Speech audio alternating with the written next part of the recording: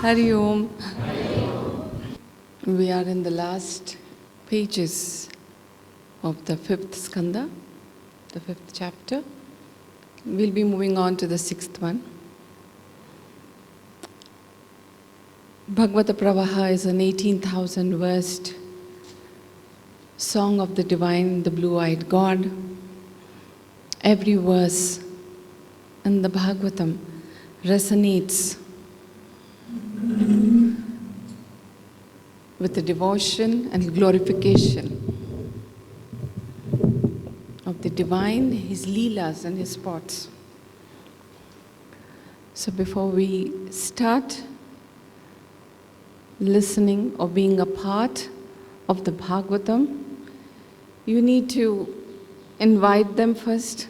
Jai Bolo Sukha Maharishi Ki, तो जय बोलो परीक्षित महाराज की, तो जय बोलो वेद व्यास की, तो जय बोलो सद्गुरुदेव की, तो जय बोलो सिया राम की, तो जय बोलो राधे कृष्ण की, तो जय बोलो राधे श्याम की, तो जय बोलो भगवत पुराण की.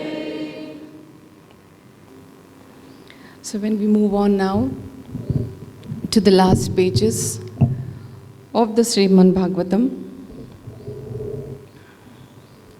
after Sukha Maharishi narrated the story of Rishabha, the Amsa of Mahavishnu, and thereafter about Bharata as the king of Bharatvarsha, Sukha Maharishi now moves on to few more chapters where he elucidates, gives in-depth description about the creation.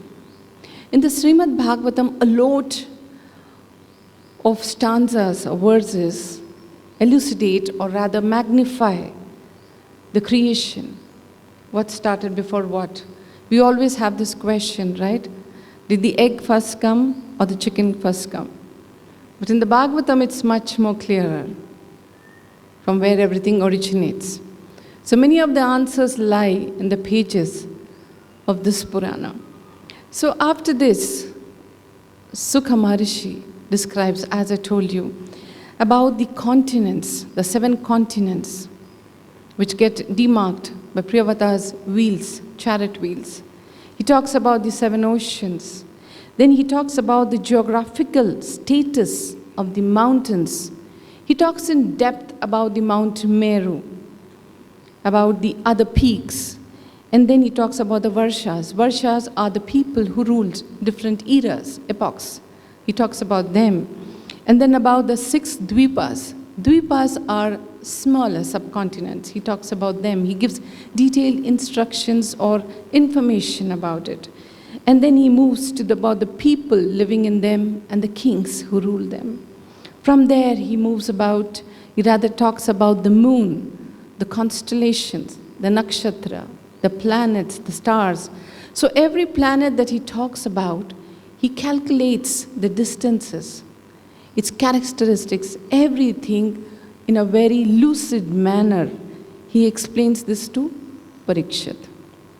He magnifies all the knowledge that he imparts to him by explaining in how many yojanas, means how many miles, how many kilometers it is away from each other, how each one survives, how there are some entities who inhabit these particular places. So it's a beautiful passage where you need to actually spend a lot of time to read it word by word to understand, because Sukha Maharishi keeps on moving from one after the other. So whenever you get some time, maybe you could really sit down and read this particular part about the creation, which also starts in the beginning, which takes another shape here too. That's because Parikshit Maharaj asks about it. So from here, Sukha Maharishi now talks about the Narakas. Narakas means the regions where people who have erred or who have sinned are taken to. In Telugu, we call as Narkamu, the place which is called as hell. So he talks in depth about it. He talks about more than 28 hellfires, more than 28 places where hell is in a form, or rather a gateway for you to enter it. So from here, that's when Parikshit Maharaj takes it to another level. And then he asks him, Sukha Maharshi, you've already told me about Nivriti, the path through which karma can be ceased. You have already told me about Pravriti, the worldly path, where you can be in a worldly realm and still pursue the divine, how you can get salvation from it. You've told about both of this. Now, can you tell me, in Kali Yuga, people will be sinning. The Yuga is such that it tempts man and a woman to sin often. There'll be greed in the heart than love. There'll be more hatred than compassion. So in Kali Yuga, how can a man, how can he find solace? How can he come back to Godhead will be his question. So Sukha Maharishi very softly murmurs. He says, if a sinner does not expiate his sin during his lifetime, then he has to carry it to the world of hells and to life beyond. So that's when Parikshit asks again, so what is the way? How can we, or rather how can human find a way out? Sometimes humans do a lot of mistakes knowingly and unknowingly. So how do they find the way out before realization dawns on them? So then Sukha Maharishi says, the only one path, that is bhakti. You have to surrender. Sharanagati is the only path. Once you surrender yourself and accept whatever comes your way in this lifetime, offering everything that comes to you, good and bad, to Him, understanding, recognizing His judgment, always believing that whatever is meted out to you, He knows best. Once you do that, that is only a form of bhakti. So once you go through that state, all the sins are expunged. This is how Sukha explains to Parikshit Maharaj. So then Sukha Maharishi says, would you like to listen to the tale of Ajamila? Most of us must have heard about him. At least the younger generation, no. But the elder generation must have heard about Ajamila. He's also called as in Telugu as Ajamiludu. It's a very popular tale which is told again and again to imbibe or to get some sense into a person who's gone onto the wrong track. So what happens is, Sukha says, this was told by Agastya Mahamuni to me long ago, and the same tale I will retell it to you. So he tells that Ajamila was born in a place called as Kanyakubja, who was a devout Brahmin, a Brahmin who adhered to all the tenets laid down in Dharma, a Brahmin who followed all the vratas, who lived to the T whatever was mentioned in the Vedas. He was one of those pure Brahmins who did not put a mark, you could say did not put a mark on his character or his way of living. He was one of those, and that person, that wonderful Brahmin, how he falls from grace is a story that you have to hear, he tells. So one day it so happens that Ajamila lusts after a woman of a different caste, or rather those castes were put aside in the society. And he fell in love, or rather lust after her. And all that his mind was occupied was just her. All that he thought was only about her. A person who was here in a fraction of a second falls down. Because all that he can think is only of that woman. He was a married man, but still his mind was now locked on that particular lady. She was a dasi there. So some way or the other, he pursued her. And this woman took it as an opportunity. Because he was running behind her, what she did was, she started asking for materialistic things, just to keep her happy, so that she always favors him. He starts slowly selling away the property that he has, all that is bequeathed to him. He literally fights at home with his family, with his wife, with his mother, with his father. And every time she asks for something, he goes there, he snatches it from home and goes and gives it to her. Her demands keep growing. In her demands, he also forgets that he already has a wife whom he should take care of, whom he does not take care. And then he's got an aged mother and father whom he's not taking care of now. All that goes aside, all that he can really think is only of that woman. That's it. Nothing. He cannot see anything beyond that. All that he wants to do is just keep her happy, so that she will be more obliged to him.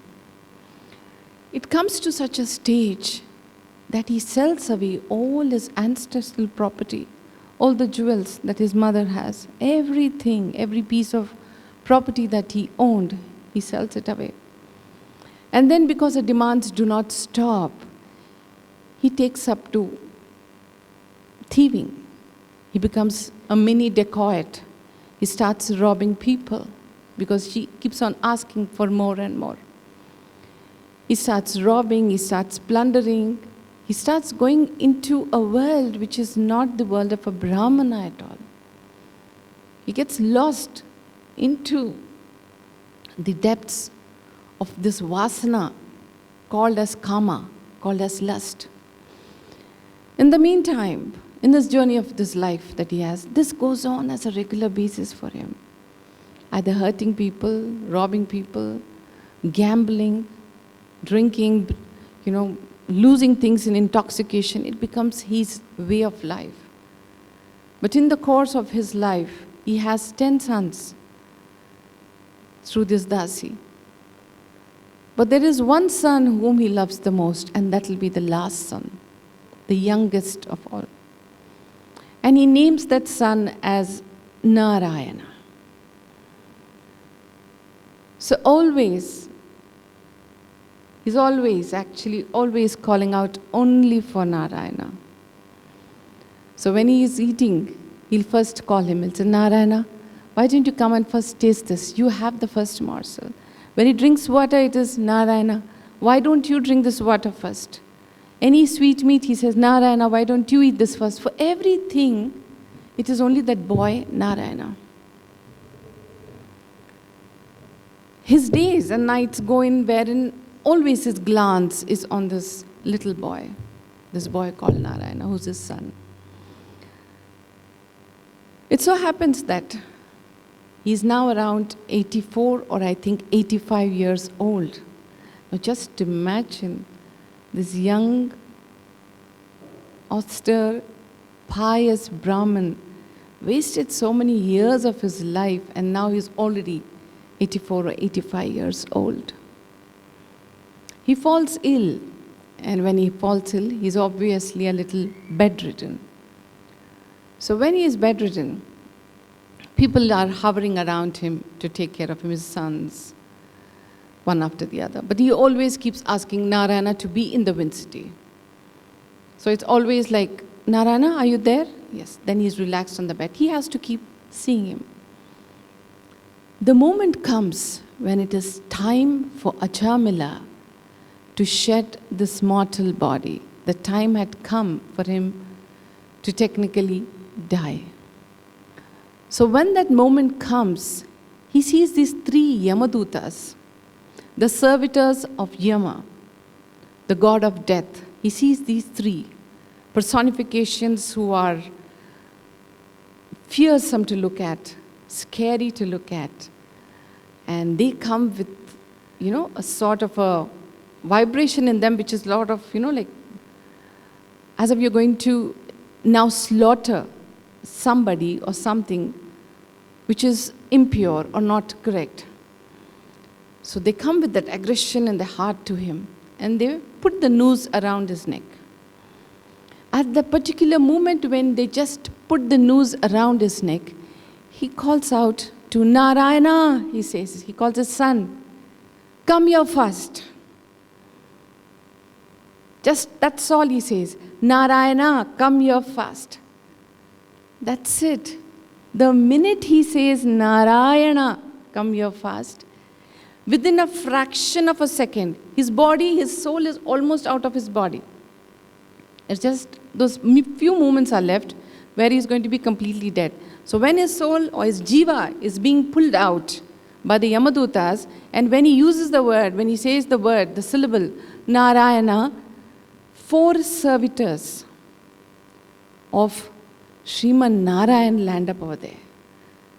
These 4 are replicas of Narayana himself, also beautiful golden in color, vibrant, shining, with a beautiful smile, lotus-eyed, with 4 arms.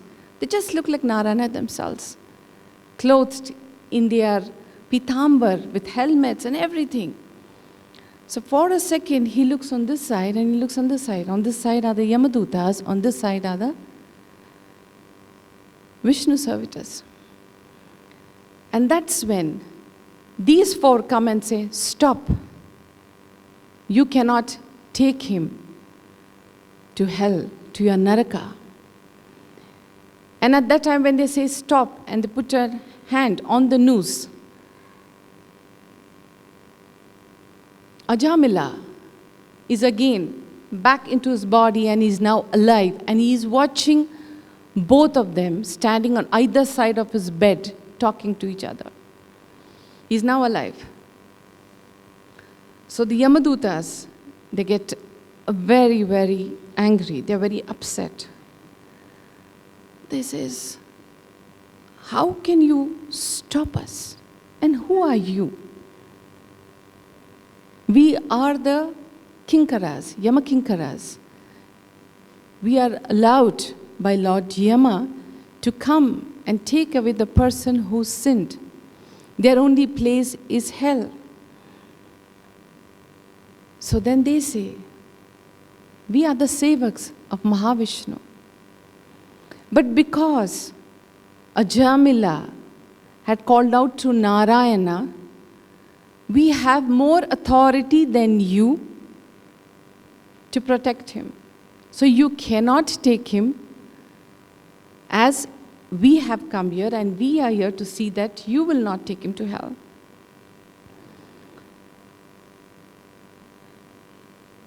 These 3 Yamadutas are so disturbed because never in their entire lifetime have they encountered a situation like this where they are stopped. They, the Kinkaras of Yama, are stopped. Always Yama has access when a person dies. And if they have sinned, he is the first one to send out his Kinkaras there.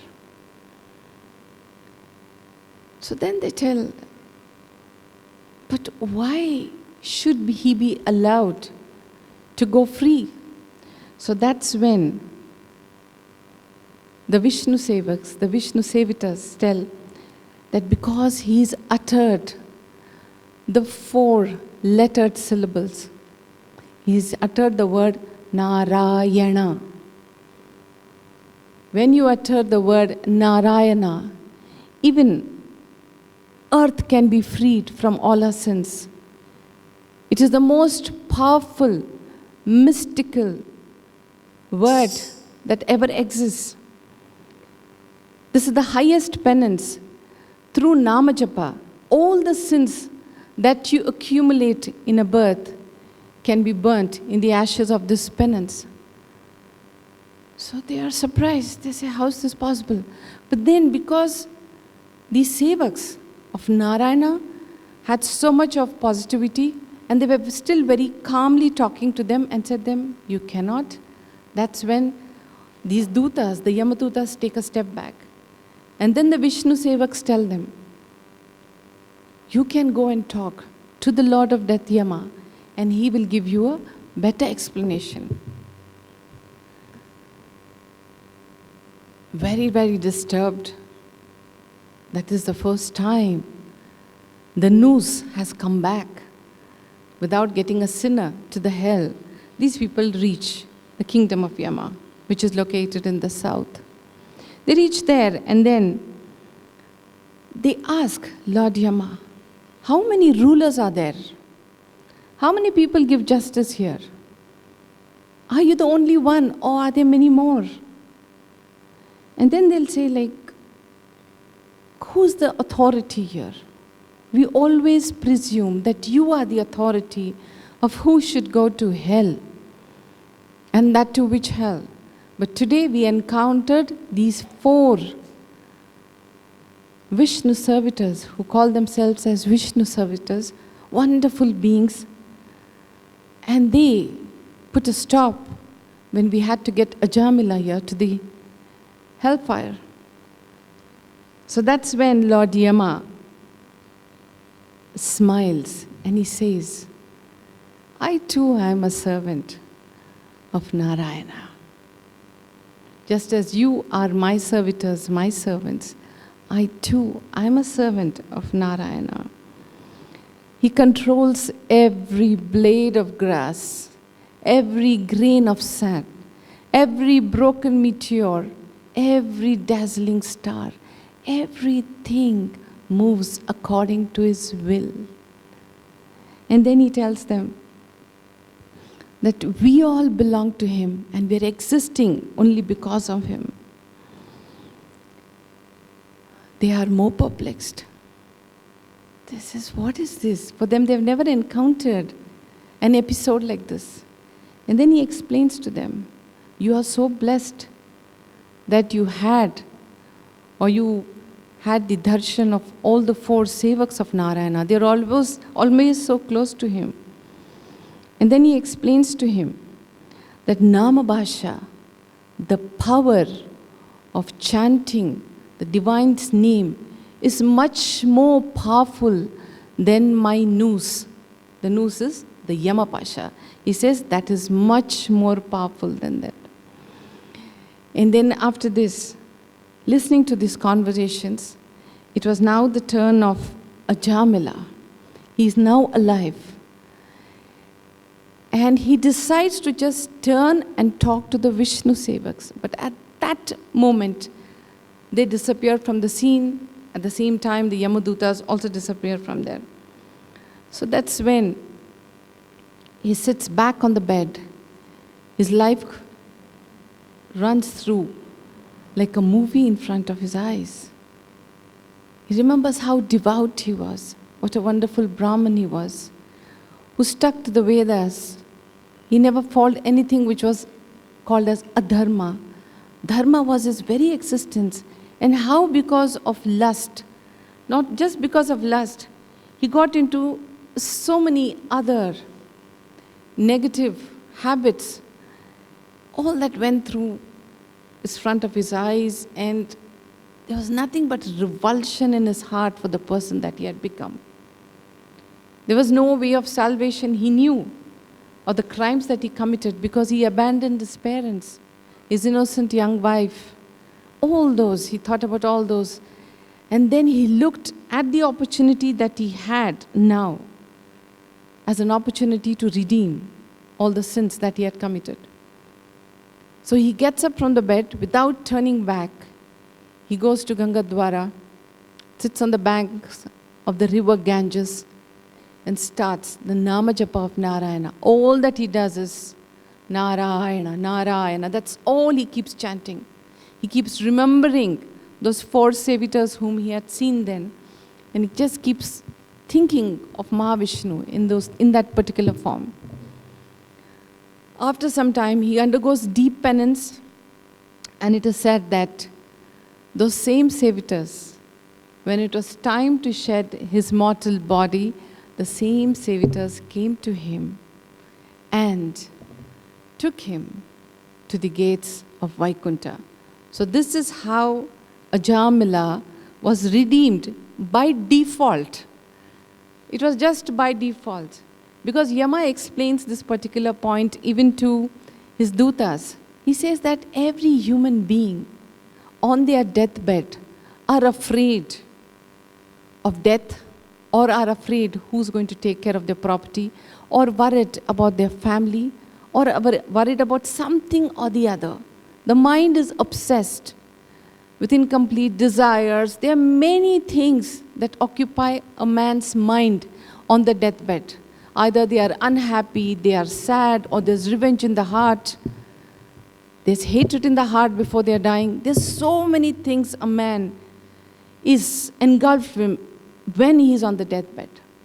It is very difficult for man to remember the divine. Yes, he may say, I'm suffering today. So he may say, Narayana, relieve me from this pain.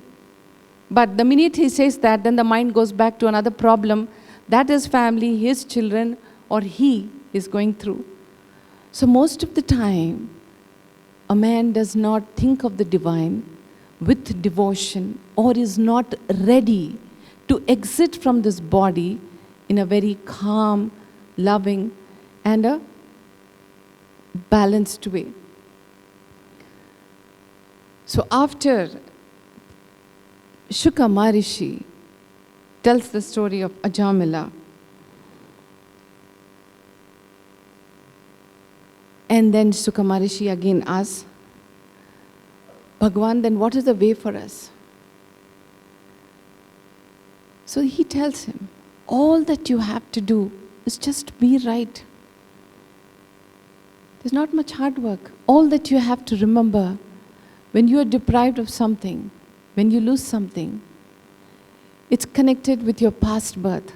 Stop blaming people, stop blaming situations in your present birth. Everything is interconnected, woven so intricately that you will not understand, or rather you will not fathom the depths of why and how these things are happening to you.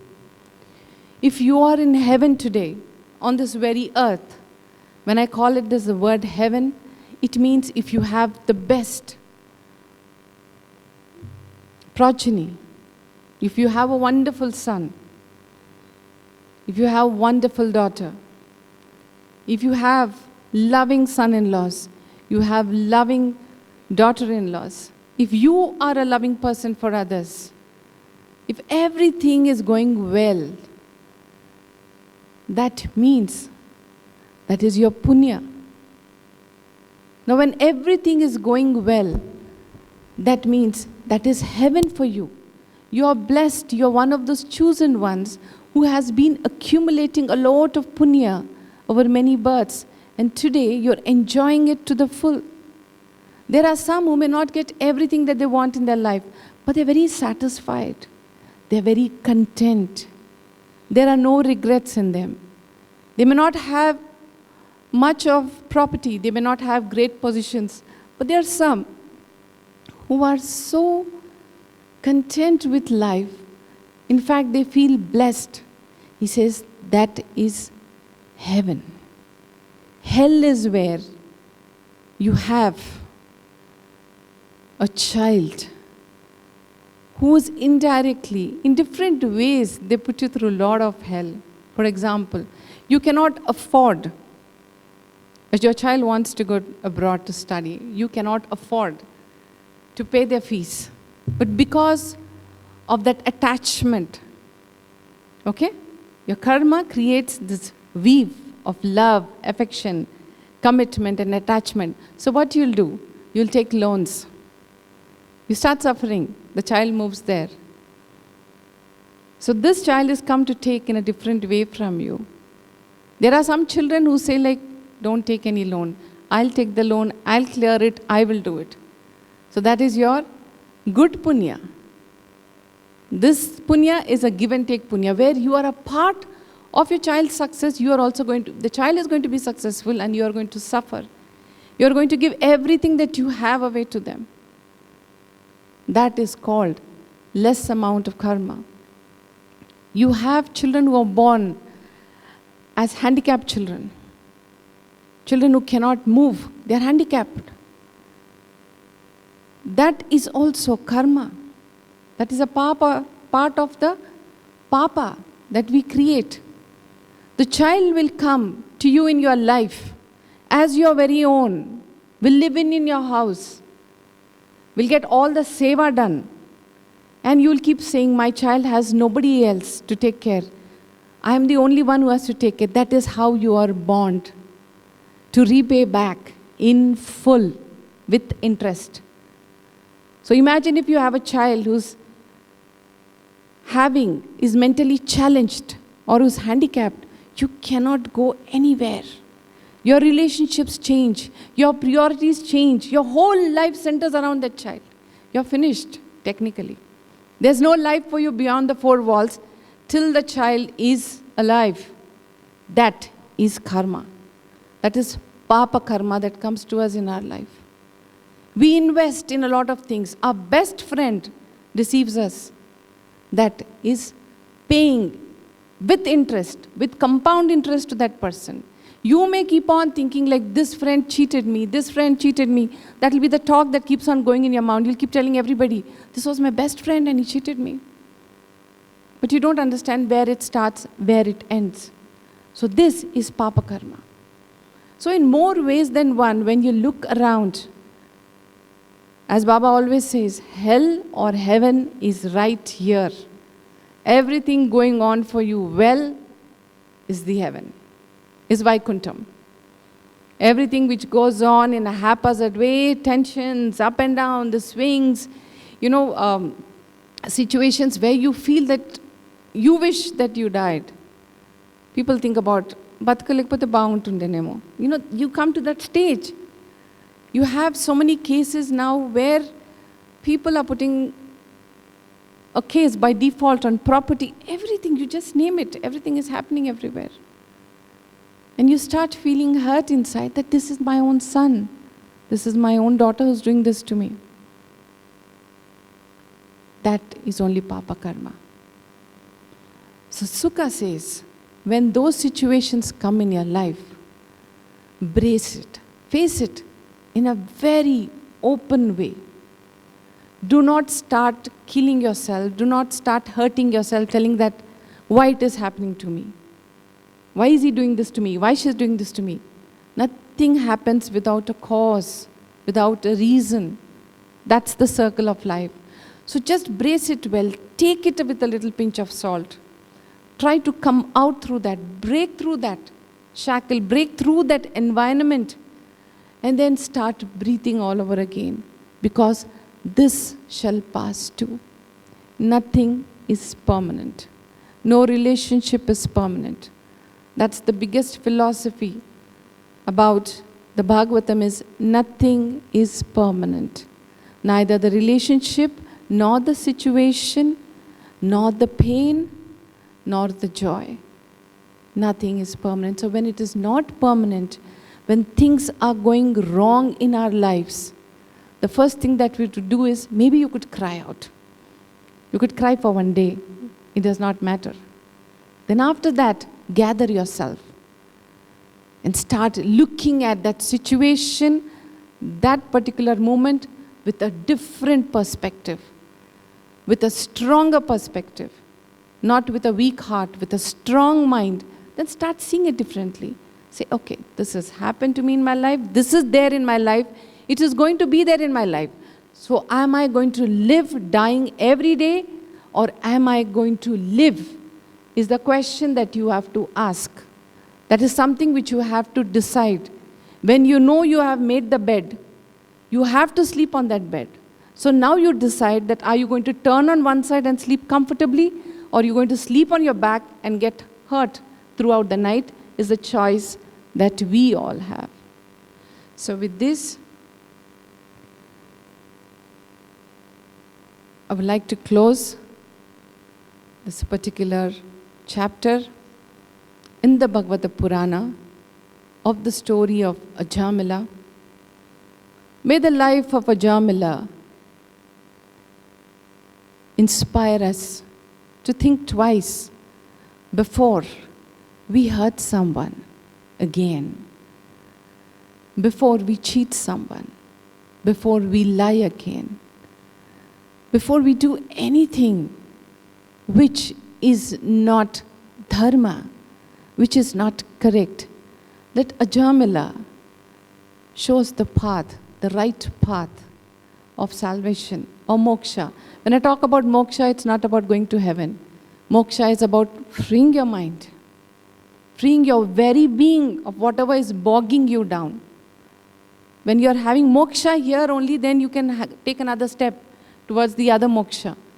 If you're not liberated living in this human body, if you are bombarded, if you are thwarted with all these thoughts every day in and out, there's no moksha for you. There's nothing called as life left at all. Every day is a beautiful day. When I tell this, my teachers, all of them look at me. I said, actually every day is a beautiful day. One day is a struggle, but then the morning is always beautiful. You want to carry it from yesterday night, the choice is yours. But if you want to start a new morning, a new life every day, without losing hope, that choice is yours too. Hari Om.